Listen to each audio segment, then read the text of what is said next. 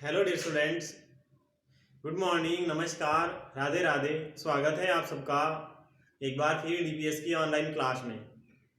जैसा आप सबको पता है, मैं हमेशा आपको साइंस सब्जेक्ट पढ़ाने के लिए आता हूँ। उसी प्रकार से आज एक बार फिर आपका मोस्ट वेलकम करता हूँ इस क्लास में। बेटा पेन पेंसिल लीजिएगा, बुक नोटबुक लीजिएगा और बैठ जाइए पढ़ाई करने के लिए। आप सबको पता है, हम बेटा पढ़ने वालों को सबको पता है, हम साइंस के अंदर चैप्टर नंबर 6 पढ़ रहे हैं, कंबस्टन एंड फ्लेम पढ़ रहे हैं। क्या पढ़ रहे हैं? तो 6 नंबर का चैप्टर पढ़ रहे हैं, combustion, COMBUSTION, combustion and flame पढ़ रहे हैं। क्या पढ़ रहे हैं? दहन एवं ज्वाला पढ़ रहे हैं। कंबस्टन होता है दहन एंड द फ्लेम होता है ज्वाला। बेटा प्रीवियस क्लास ली थी, उसमें मैंने आपको सारा बताया था, डेफिनेशन में बताई थी, कंबस्टन क्या होता है, सपोर्टर ऑफ कंबस्टन क्या होता है, ये सारा बताया था, सारा पढ़ा था हमने। मैंने आपको होमवर्क में भी तो वो दोनों डेफिनेशन दी थी। और 3 जो जरूरी असेंशियल थिंग्स होती है कंबस्टन के लिए, कौन कौन सी? एक फ्यूल होना चाहिए, ईंधन होना जरूरी होता है, एक हीट उष्मा होनी जरूरी होती है, एक ऑक्सीजन जो होना जरूरी होता है। ये 3 असेंशियल थिंग्स होती है किसके लिए? कंबस्टन के लिए, ठीक है ना। उसके बाद में आगे देखना, और आज पेज नंबर 100 निकालना, 100 पेज नंबर 100। और उसमें देखो सबसे ऊपर लिखा हुआ है example of combustible substance. Example दे रखे बेटा कंबस्टेबल सब्सटेंस के, यानी जो कंबस्टेबल पदार्थ है, यानी जो दहनशील पदार्थ हैं, उस दहनशील पदार्थों के उदाहरण दे रखे हैं। इसमें देखो वुड है, पेपर है, कोल है, चारकोल है, कोक है, हाइड्रोजन है, लिक्विफाइड पेट्रोलियम गैस है, नेचुरल गैस है, उसके अलावा पेट्रोलियम है, petrol, kerosene, diesel, furnace oil है, ऑयल है, ईथर, बेंजीन है। ये सारे बेटा एग्जाम्पल है कंबस्टेबल सब्सटेंस के। एग्जाम में अगर पूछा जाता है कोई 2 एग्जाम कंबस्टेबल सब्सटेंस लिखना है तो आपको इसमें से ही लिखना है। फिर देखो डू यू नाउ दे रखा है कि क्या आप जानते हो। उसमें क्या दे रखा है? उसमें दे रखा इट इज नॉट असेंशियल, यह आवश्यक नहीं है कि light energy must be produce during combustion, यानी यह जरूरी नहीं है कि कंबस्टन के दौरान में प्रकाश ऊर्जा निकलती है। हीट ऊर्जा तो 100% निकलती है, बहुत जरूरी है, बट ये जरूरी नहीं है कि उससे लाइट एनर्जी निकलेगी। फॉर एग्जाम्पल, उदाहरण के लिए जैसे फूड दैट वी कंज्यूम, यानी भोजन जो हम खाते हैं, भोजन हम जो करते हैं, we consume is broken down into carbon dioxide and water by its reaction with oxygen and produce heat energy. हम जो खाना खाते बेटा उसमें भी तो ऊर्जा निकलती है। हमारे को ऊर्जा किससे मिलती है? हम खाना खाते हैं, उनसे ऊर्जा मिलती है। तो हम खाना खाते हैं, उससे केमिकल रिएक्शन होती है, और उसमें केमिकल रिएक्शन होकर कार्बन डाइऑक्साइड बनती है और जल बनता है, जिसे क्या प्रोड्यूस होती है? ऑक्सीजन प्रोड्यूस होती है और हीट एनर्जी निकलती है।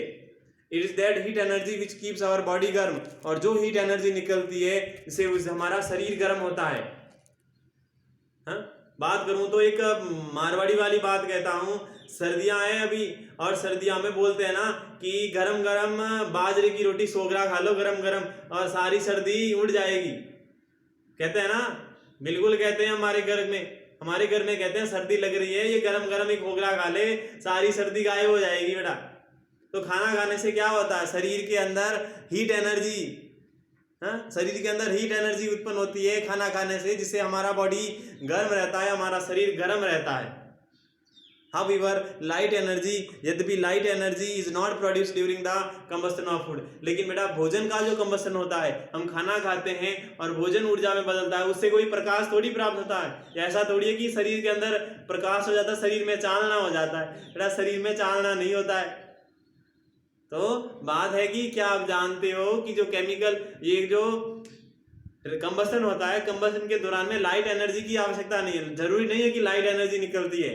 और उसका एग्जाम्पल दे रखा है, जिस प्रकार हम खाना खाते हैं, जब हम खाना खाते हैं तो हमारे शरीर को भी ऊर्जा मिलती है, और हमारे शरीर को भी ऊर्जा मिलती है, तो इसके अंदर बेटा लाइट एनर्जी नहीं निकलती है, हीट एनर्जी निकलती है। अब हीट एनर्जी कैसे निकलती है? अभी मैंने बताया था, हमारी बॉडी को गर्म रखते हैं, हीट एनर्जी से हमारी बॉडी गर्म रहती है, ठीक है ना। फिर देखो एक्टिविटी 2 दे रखी है, जो आप छोटी क्लास से पढ़ के आ रहे हो, जो कैंडल वाली एक्टिविटी है ना, कैंडल आप जलाते हो, उस बाद वो तो जलती रहती है, जैसे ही आप उसको एक ग्लास से ढक देते हो, थोड़ी देर बाद में बुझ जाती है। क्यों? क्योंकि वो अंदर ऑक्सीजन समाप्त हो जाती है, और ऑक्सीजन के बिना आग नहीं लगती है, इस कारण से वो समाप्त हो जाती है। फिर दे रखा सपोर्टर ऑफ ऑक्सीजन, एक्टिविटी 2 के नीचे सपोर्टर ऑफ ऑक्सीजन कंबस्टन दे रखा है कि कंबस्टन के सपोर्टर क्या है। कल ही बात की थी ऑक्सीजन या वायु, वायु या ऑक्सीजन क्या है, एक सबसे यानी आग लग, सपोर्टर का मीन्स होता है सहायता करने वाले, किसकी सहायता, कंबस्टन की सहायता करने वाले। अब कंबस्टन की सहायता करने वाले कौन होते हैं, वो होते हैं एयर कह सकते हैं, या उसमें ऑक्सीजन गैस होती है, वह सपोर्टर होती है। ए सबस्टेंस एक पदार्थ जनरली एयर या oxygen which help in the combustion of a combustible material is called a supporter of a combustion। यानी कि एक दहनशील पदार्थों के दहन में सहायता करने के लिए जो पदार्थ होता है उसको कंबस्टन का सपोर्टर कहा जाता है। इन मैनी होम्स, बहुत सारे घरों में, स्पेशली गांवों के अंदर, स्पेशली इन द विलेजेस, गांवों के अंदर चूल्हा होता है, सिगड़ी होती है, केरोसिन विक स्टोव होता है। Kerosene wick stove means kerosene से जलने वाला स्टोव होता है जिसमें बत्ती होती है, WIC के विक का मीन्स बत्ती होता है, तो केरोसिन से चलने वाला स्टोव होता है। केरोसिन प्रेशर स्टोव होता है, एक प्रेशर स्टोव भी होता है ना, केरोसिन प्रेशर, जो दुकान होती है ना चाय का ठेला, वहां पर प्रेशर होता है, वो जैसे चालू करके ऐसे बार बार उसको दबाता रहता है, वो बेटा केरोसिन प्रेशर स्टोव है। विक स्टोव तो होता है केरोसिन से, एक बत्ती होती है अंदर, उस बत्ती को जलाते हैं हम, केरोसिन की बत्ती होती है वो। और प्रेशर स्टोव होता है दुकान पर जो चाय बनाने का ठेला होता है, उस पर जो चाय बनाता है, तब आपने कभी देखा होगा वो चूल्हे को जलाने के बाद में फिर बार बार ऐसे करता रहता है, तब आग लगती है जाकर के, तो वो प्रेशर बनाता है, तो उसको कहते हैं केरोसिन प्रेशर स्टोव। ये यूज किए जाते हैं फ्यूल के कंबस्टन के लिए, टू कुक फूड यानी खाना बनाने के लिए। ये सारा गाँव में ऐसा होता है खाना बनाने के लिए, या तो चूल्हा होता है, या सिगड़ी होता है, या केरोसिन विक स्टोव होता है, या केरोसिन प्रेशर स्टोव होता है। तो in all these equipments of combustion of fuel, provision is made for supplying the supporter of combustion oxygen of air। यानी इन सभी उपकरणों में ईंधन के दहन के लिए, इन सभी उपकरण में ईंधन के दहन के लिए क्या होता है कि सपोर्टर की बहुत जरूरत होती है। ऑक्सीजन ऑफ एयर यानी वायु की, ऑक्सीजन गैस की बहुत जरूरत होती है। अगर वायु की ऑक्सीजन गैस नहीं होती है तो इन तरीकों के अंदर आग नहीं लग सकती। फिर और देखो डू यू नाउ भी दे रखा है 101 पर, इसमें देखो एक फिगर दे रखी है, शायद एक महिला को आग लग गई है और एक कोई आदमी है, उस आदमी उसको ब्लैंकेट यानी कोई कंबल उसको उड़ा रहा है, उस पर कंबल उड़ा रहा है। एक महिला के कपड़ों में आग लग गई है और एक आदमी जो है वो आदमी कंबल उड़ा रहा है उसको। तो बेटा कंबल उड़ाने से क्या होता है, आपने भी कभी सुना होगा, जैसे भी किसी के शरीर की आग लगती है तो सबसे पहले हम क्या करते हैं, एक कंबल लाते हैं, उसको उसके चारों ओर कंबल लपेट देते हैं। तो जैसे ही हम कंबल लपेटेंगे तो चारों ओर जब कंबल लपेट देंगे तो अंदर ऑक्सीजन गैस नहीं होगी, कंबल लपेटेंगे तो ऑक्सीजन गैस उसको मिलना बंद हो जाएगी, और जैसे ही ऑक्सीजन गैस मिलना बंद हो जाएगी आग बुझ जाएगी। समझ में आई ना बात। तो यहाँ लिखा देखो, combustion can take place in the absence of air, combustion can take place in the absence of air, कि जो दहन होता है वो वायु की अनुपस्थिति में कैसे हो सकता है। जहां वायु भी नहीं होती बेटा, जहां वायु नहीं होती है वहां पर ये कैसे कंबस्टन हो सकता है। अभी हम पढ़ रहे थे, क्या पढ़ रहे थे अभी हम ऐसा पढ़ रहे थे कि वायु की बहुत जरूरत होती है, एसेंशियल है आग लगने के लिए। हमने अभी पढ़ा था कि कंबस्टन के लिए ऑक्सीजन एंड एयर बहुत जरूरी है, वेरी इंपॉर्टेंट है, इसके बिना कुछ भी संभव नहीं है आग लगना। आगे देखो क्या आप जानते हो, ये लिखा हुआ है कि combustion can take place in the absence of air, कि वायु है ही नहीं, वायु की अनुपस्थिति है, बट वायु की अनुपस्थिति में दहन कैसे होगा। तो देखो उदाहरण के लिए दे रखा है, sodium Burns in the atmosphere of chlorine. जो सोडियम होता है, हमने जब मेटल्स नॉन मेटल्स चैप्टर पढ़ा था, याद हो तो आपको, जब हमने तीसरा चैप्टर पढ़ा था मेटल्स एंड नॉन मेटल्स, धातुएं और अधातुएं, तब मैंने क्या बताया था, बताओ, कहा था ना सोडियम ऐसा होता है जिस पर आप पानी डाल दो आग पकड़ लेता है, इसीलिए बेटा उसको केरोसिन में डुबो कर रखते हैं। वो एटमॉस्फेयर में विगोरसली रिएक्ट कर लेता है, इस कारण से केरोसिन में डुबो कर रखते हैं। तो यहाँ वही देगा, sodium Burns in the atmosphere of chlorine, कि जो सोडियम होता है वह क्लोरीन के वातावरण में, जब उसके आसपास में क्लोरीन होती है तो उस समय वो बर्न्स यानी जलने लगता है। Sodium and potassium burn in water, यानी सोडियम पोटेशियम जल में भी जलता है। In fact combustion is an oxidation process. Combustion क्या है, एक ऑक्सीकरण प्रक्रिया है। कंबस्टन क्या है, एक ऑक्सीकरण प्रक्रिया है, इन विच जिसमें chlorine, fluorine, bromine, sulphur etcetera could be the oxidising agent. Combustion दहन एक ऑक्सीकरण अभिक्रिया है जिसमें जो क्लोरीन होती है, फ्लोरीन होती है, ब्रोमीन होती है, सल्फर होती है, ये सारे क्या है, ये ऑक्सीडाइजिंग एजेंट है, ये सारे ऑक्सीकारक पदार्थ है।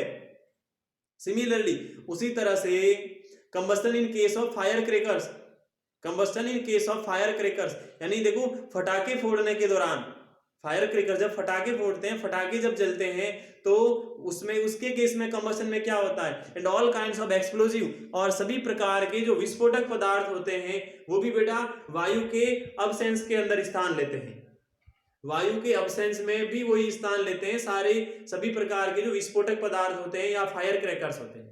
अब यद्यपि there is an internal supply of oxygen, लेकिन इसके अंदर क्या होता है, उसके अंदर इंटरनल सप्लाई होती है।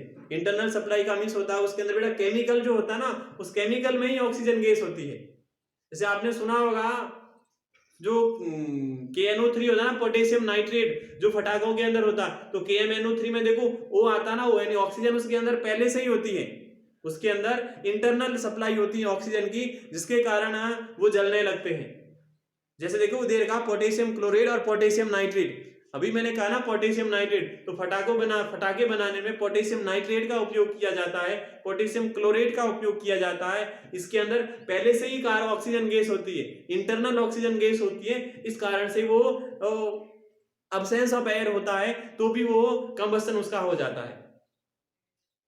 फिर दे रखा एग्जाम्पल दे रखा to prove the supporter of combustion is necessary for the combustion of a material, उदाहरण दे रखे हैं सिद्ध कर, तो एग्जाम्पल टू प्रूव सिद्ध करने के लिए उदाहरण जो कि सपोर्टर ऑफ कंबस्टन, जो कि कंबस्टन में सहायता करते हैं, is necessary for the combustion of a material, एक सामग्री के दहन के लिए आवश्यक है, एक सामग्री के दहन के लिए आवश्यक है। पहला देखो when sand is poured over some burning material, कोई जलता हुआ पदार्थ है, कोई जलता हुआ पदार्थ है, अगर आप उसके ऊपर बेटा रेत डाल देते हो, पॉर्ड का मीन्स डालना, सैंड मीन्स रेत, यानी जब आप जलते हुए पदार्थ पर रेत डालते हैं द फायर गोज ऑफ, यानी कि आग बंद हो जाती है। इट इज बिकॉज, ऐसा क्यों होता है, the supply of air which support the combustion is cut off, कि जो एयर की सप्लाई होती है ना, वो एयर की सप्लाई रुक जाती है। जैसे ही आप कोई आग लगता हुआ, कोई लकड़ी का लट्ठा है जिस पर आग लग रही है, उसके ऊपर जैसे ही आप सैंड डालते हो, जब आप रेत डालते हो तो क्या होता है, वह रेत डालते से ऑक्सीजन उसको नहीं मिलेगी, और जब ऑक्सीजन उसको नहीं मिलेगी तो क्या होगा, वो बेटा आग बुझ जाएगी। फिर दे रखा है if the cloth of a person catch fire, यदि एक किसी आदमी के कपड़े आग पकड़ लेते हैं तो he is immediately wrapped in A thick blanket, तो वह भी क्या करता है, वो जल्दी से क्या करता है, उसके ऊपर एक मोटी चादर लपेटता है, रजाई लपेटता है, उसके ऊपर कंबल लपेटता है, तो वो कंबल क्या करता है, cut off the supply of air, वो भी क्या करता है, वायु की सप्लाई को कट ऑफ कर देता है। और the supporter of combustion and hence the fire goes off, यानी जो सपोर्टर होता है कंबस्टन का, इसीलिए बेटा फायर बंद हो जाती है, आग लगना बंद हो जाती है। आज होमवर्क में बेटा आपको दोनों डू यू नाउ ही करना है। आज HW में क्या करना है, जो पेज नंबर 100 और 101 पर है ना, डू यू नाउ KNOW है, ठीक है ना, do you KNOW, do you now, क्या अब मैं जानता हूं, क्या आप जानते हो, ये दोनों होमवर्क में करना। पहला जो 100 पेज नंबर पर है, दूसरा जो 101 पेज नंबर पर है।